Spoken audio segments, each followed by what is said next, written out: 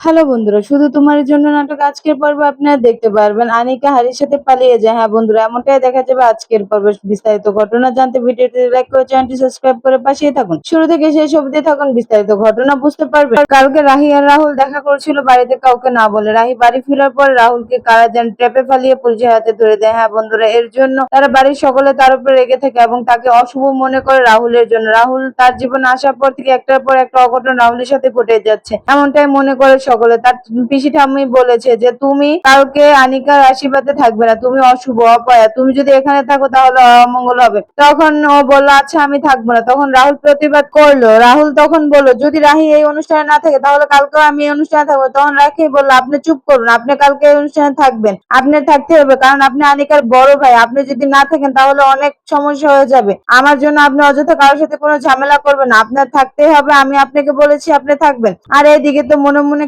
খুশি হয়ে যায় রাহুলের বান্ধবী তিতলি।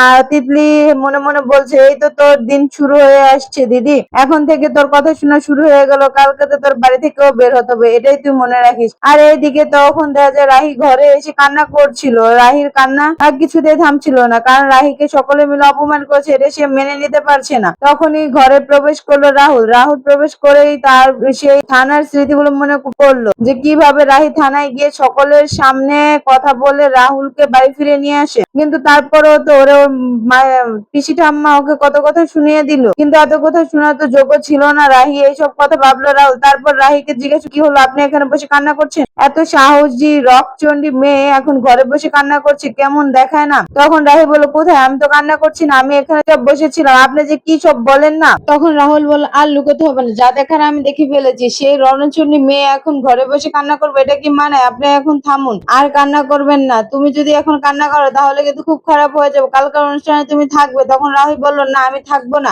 আমি তো একবার তোমাকে নিষেধ করেছি, তারপর কেন তুমি বারবার বলছো? তখন বলো তুমি যদি কালকে না থাকো তাহলে আমি সব নষ্ট করে ফেলবো, তোমার থাকতেই হবে, তুমি আমার জন্য হলেও সেখানে হবে। তখন সে বললো না আমি থাকবো না, আপনি আমার জন্য কালকে কোনো কিছু করবেন না, এই তো আর কয়টা দিন মাত্র, তারপর তো আমরা আর একসাথে থাকবো না, তাহলে একদিনের জন্য কিছু করার কোনো দরকার নেই। তখন বলো কত সহজে তুমি কথাগুলো বলে দিলে।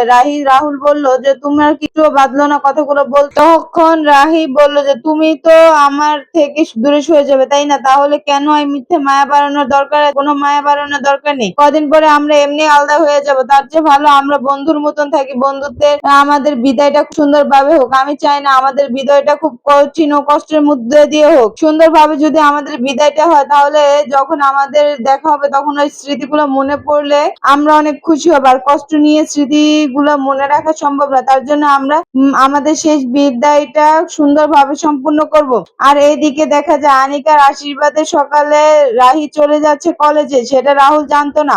তখন রাহি নিচে এসে দেখে তার পিসি ঠাম্মা আর তার শাশুড়ি দাঁড়িয়ে আছে। তারা বললো তুমি এখন এখান থেকে যাও, আমরা চাই না তোমার কোনো অশুভ লক্ষণ শুভ কাজে পড়ুক। তখন রাহি বলল আমি তো চলেই যাচ্ছি কলেজে, আমার অশুভ ছায়া পড়বে না। তখন রাহি ফোন বের করলো এবং রাহুলকে মেসেজ করলো যে আমি কলেজে চলে যাচ্ছি, আপনি প্লিজ আমার জন্য কারোর সাথে ঝগড়া করবেন না আর কারোর সাথে তর্কও করবেন না, আপনি সুন্দরভাবে অনুষ্ঠানটা সম্পূর্ণ করবে। এই বলে রাহি চলে গেল। আর এইদিকে দেখা যাচ্ছে তিতলি রাহিকে আর হ্যারিকে উস্কিয়ে দিচ্ছে বারবার যে তোরা পালিয়ে যা, তোরা যদি না পারিস তাহলে তো তোদের জীবন এখানেই নষ্ট হয়ে যাবে, তোর ভালোবাসা সম্পূর্ণ হবে না। বারবার বলতে থাকে তিতলি আনিকাকে আর হ্যারিকে। হ্যারিও পাগল হয়ে গেছে আনিকাকে পাওয়ার জন্য, এর জন্য সে পালিয়ে যেতে রাজি হয়ে গেছে তিতলির কথা। এখন তিতলি আনিকাকেও বুঝাচ্ছে যদি তুমি না পালিয়ে যাও তাহলে তোমাদের ভালোবাসা কখনো সম্পূর্ণ হবে না। তখন আনিকা বারবার তিতলিকে বলছিল যদি আমরা পালিয়ে যাই তাহলে তো দাদা ভাইয়ের আর বৌদির সংসারটা ভেঙে যাবে, তাদের সংসার আর করা হবে না, মা সবকিছু তছনছ করে দেবে, দুই বাড়ির কারো আর মুখ দেখে দেখি হবে না, কারণ মা খুব ভয়ঙ্কর, মা বাড়ি থেকে বৌদিকে বের করে দেবে। আমি চাই না এই সম্পর্কটা নষ্ট হয়ে যাক, আমি কিছুতেই কাজ করতে পারবো না। তখন তিতলি বললো তুমি যদি এটা না করো তাহলে তোমার ভালোবাসার কুরবানি দিতে হবে, তোমাকে জীবনের মতন ভুলে যেতে হবে হ্যারিকে, চিনেও অচিনার মতন থাকতে হবে, তিনজনের জীবন নষ্ট হয়ে যাবে। তুমি কি চাও তিনজনের জীবন একসাথে নষ্ট হয়ে যাক? এই কথা শুনে আনিকা রাজি হয়ে যায়, সে চায় না হ্যারির কিছু হোক, হ্যারিকে ছাড়া সেও বাঁচতে পারবে না। তার জন্য তিতলির কথা রাজি হয়ে আনিকা বাড়ি থেকে পালানোর সিদ্ধান্ত নিল। তিতলি তাদের ব্যাগপত্র গুছিয়ে দিতে থাকলো, সকল কাপড় চোপড় গহনা ঢুকিয়ে দিল ব্যাগের ভিতরে। আনিকা বাথরুমের জানলা ভেঙে পালিয়ে গেল বাড়িতে একটা চিঠি রেখে। আর এইদিকে রাহি লাইব্রেরিতে বসে বই পড়ছে, ঠিক ওই সময় তার শ্বশুর তাকে কল দেয় এবং জিজ্ঞাসা করে সে কোথায় আছে। তখন সে উত্তর দিল বাবা আমি কলেজে আছি। তখন বললো যে তুমি কলেজে কি করছো, তোমাকে তো কলেজে যেতে নিষেধ করেছে, তারপর তুমি কেন কলেজে গেলে? তখন সে বললো পিসি ঠাম্মা বলেছে যেন আমি বাড়িতে না থাকি, তার জন্য আমি কলেজে চলেছি। তখন সে বললো যে তুমি এখনই বাড়িতে আসো। কে কি বলেছি সেটা তোমার জানার দরকার নেই, আমার মেয়ে তো আমি বুঝে নিব, তোমাকে আমি এখনই বাড়িতে আসতে বলছি, তুমি এখনই বাড়িতে আসবে।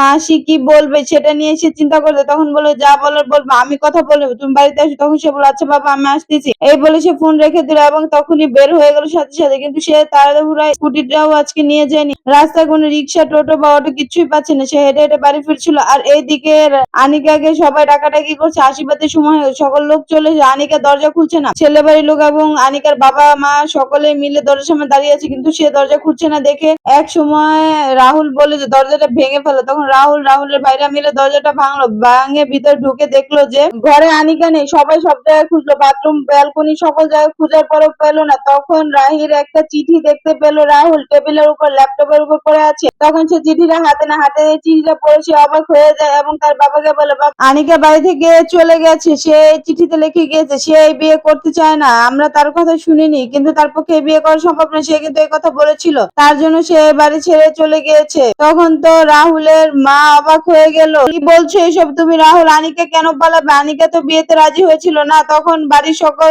লোকজন অবাক হয়ে যায় এবং ছেলে বাড়ির লোকেরা বলতে এসব কি বলছেন আপনারা, আপনাদের মেয়েরা রাজি না, তাহলে আশীর্বাদের দিন কেন ঠিক করলেন? আশীর্বাদের দিন আমাদের অপমান করার জন্য এত লোকের সামনে। রাহুলের বান্ধবী আর তিতলি হাসছে যে এই দিনের জন্য তো অপেক্ষা ছিল তাদের, এই দিনেই তো তারা রাহিকে বাড়ি থেকে বের করতে পারবে, তার জন্য তো তারা এতদিন অপেক্ষা করছিল। এখন রাহিকে তো বাড়ি থেকে বের করবে আর রাহি এদিকে রাস্তাতে হাঁটছে, একটা কিছুই পাচ্ছে না, রিক্সা টোটো ভ্যান কিছুই নেই যে সে বাড়ি ফিরবে। তখন সে মনে মনে বলছে বাবা তো মনে করবে আমি ইচ্ছা করে দেরি করছি, কিন্তু আমি তো ইচ্ছা করে দেরি করছি না, আমি তো কোনো কিছু পাচ্ছি না, ছুটিটাও আনিনি, তার জন্য দেরি হয়ে গেল। তখন সে সামনে দেখলো যে দেবতার পূজা হচ্ছে, তখন সে দেবতার সামনে গিয়ে নমস্কার করলো। আর এদিকে আনিকা যখন পালিয়ে যাচ্ছিল তখন সে বলছে বৌদি তুমি আমাকে ক্ষমা করে দাও, আমি চাইনি আমার জন্য তোমার আর দাদাভাই সম্পর্কটা নষ্ট হয়ে যায়, কি করবে বলো, আমি তো হারিকে ছাড়া বাঁচবো না, তার জন্য আমি এই দিনটার সিদ্ধান্ত নিলাম। অন্য কেউ হলে ঠিকই আমি তোমাকে সবকিছু বললাম, তাও আমি জানি যে তুমি নিজের প্রাণ দিয়ে হলো আমার সম্পর্ককে টিকিয়ে রাখতে, কিন্তু আমি তো তোমার ভাইকেই পছন্দ করি, এর জন্য তোমাকে বলতে পারিনি, তুমি আমি ক্ষমা করে দাও বৌদি, আমার জন্য তোমার সংসারটা নষ্ট হয়ে যাবে, আমি জানি আমার কিচ্ছু করার নেই, আমি তো নিজের ভালোবাসা রক্ষা করার জন্য আজকে এখানে যাই। আর তখনই রাহিকে দেখতে পেলো আনিকা, যে রাহি আসছে, তখন আনিকা দেখে পালিয়ে গেল, কিন্তু রাহি এই জিনিসটি দেখে সে তো বাড়ি ফিরে তাড়াতাড়ি কোনো কিছু খেয়ালই করেনি, তাড়াতাড়ি করে বাড়ি ফিরছিল। আর এদিকে তখন ছেলের বাড়ির লোকেরা রাহুলের বাবাকে কথা শোনাচ্ছে। তখন ছেলেটা বলল যে আমি জানি ও বিয়ে করতে যাবে না, মনে করেছে আনিকা মনে হয় বিয়ে করতে চায় না, তার জন্য এসব কথা বলছে, আমাকেও বলেছিল ও একজনকে পছন্দ করে, কিন্তু আমি কথাটা গুরুত্ব দেইনি, তারপরও আমি অ্যানাউন্সমেন্ট করে দিয়েছিলাম সকলের সামনে যে আমাদের এঙ্গেজমেন্ট হবে এবং বিয়েও হবে। বললো এখন আমার কাছে সকল কিছু ক্লিয়ার হয়ে গেছে, আমি এখন পুলিশকে কল দিব, কল দিয়ে বলবো এসব কথা। তখন রাহুলের বাবা বললো না এসব কিছু বলিস না, তাহলে আমাদের মান সম্মান থাকবে না, মান সম্মান নষ্ট হয়ে যাবে। তখন ছেলের মা বললো আপনারা জেনে শুনে কেন এভাবে আমাদের অপমান করলেন, আপনারা তো জানতেন মেয়ে অন্য জায়গায় সম্পর্ক, তাহলে কেন বললেন, এগুলো মানুষের সামনে আমাদের ছোট করেন। তখন রাহুল বললো ওদিনকে আনিকা যা বলেছে সব ঠিকই বলছে, ও অন্য কাউকে পছন্দ করে, অন্য কাউকে বিয়ে করতে, তারপর আমরা ওর কথা কেউ শুনিনি, আর এর জন্য আজকে এই দিনটা আমাদের দেখতে হলো। এই কথা সবাই অবাক হয়ে গেল এবং সকলে চিন্তা করতে থাকে হ্যাঁ ওদিনকে তো আনিকা বলেই ছিল ও অন্য কারো জায়গায় পছন্দ, তারপরে তো আমরা ওকে জোর করেছিলাম, তার জন্য এত কিছু হলো। রাহুল বলল পুলিশকে জানায়, তখন ওর বাবা বললো না পুলিশকে জানিও না, তাহলে আমাদের মান সম্মান থাকবে না, তুমি এতটুকু বুঝো আমাদের। রাহুলের বান্ধবী এসে মাঝখানে কথা বললো যে দেখো সে অন্য কারোর সাথে পালিয়ে গেছে নাকি। এই কথা শুনে তো রাহুলের মাথা পুরো ঘুরে গেল এবং বাড়ির সকলে চিন্তা পড়ে গেল যে এটা কি বলছে। তখন সে মনে করলো সেই দিনের কথাগুলো যে আনিকা বলেছিল সেই সব কথা, তখন তার বাবাও বলেছিল কিন্তু সে বলতে পারেনি তার মায়ের জন্য, তার মায়ের ফোর্সের কারণে। তখন ছেলেটাও বলে যে ও আমাকে বলেছিল, আমি ভেবেছিলাম ও বিয়ে করবেন তার জন্য বলবে। রাহি ঠিক ওই মুহূর্তে বাড়িতে ঢুকে আসে এবং সে ড্রয়িং রুমে দাঁড়িয়ে কথাগুলো বলছিল, কিন্তু সে তো জানে না যে আনিকা পালিয়ে গিয়েছে। সেই বলছে যে তোমাকে নিষেধ করার পর কেন তুমি বিয়ের জন্য ঘোষণা করেছিলে, কেন ওকে চাপ দিয়েছিল, ও তো তোমাকে না করেছিল, তাহলে কেন ওকে বলেছো যে বিয়ে করতে হবে, তখন এর জন্যই তো এরকমটা হলো। তখনই মাঝখানে আনিকার মা কথা বলে উঠলো যে তুমি তো সবই জানো, সব জেনে শুনে এমন করছো কেন, তোমার ভাইয়ের সাথেই তো আমার মেয়ে পালিয়ে গেছে, হ্যারি আনিকাকে নিয়ে পালিয়ে গেছে, তুমি এটা জানো এবং তুমি সাহায্য করেছো। এই কথা শুনে তো রাহির মাথায় পুরো হাত, কারণ সে তো কিছুই জানতো না। প্লিজ ভিডিওতে লাইক করে চ্যানেলটি সাবস্ক্রাইব করে পাশেই থাকুন।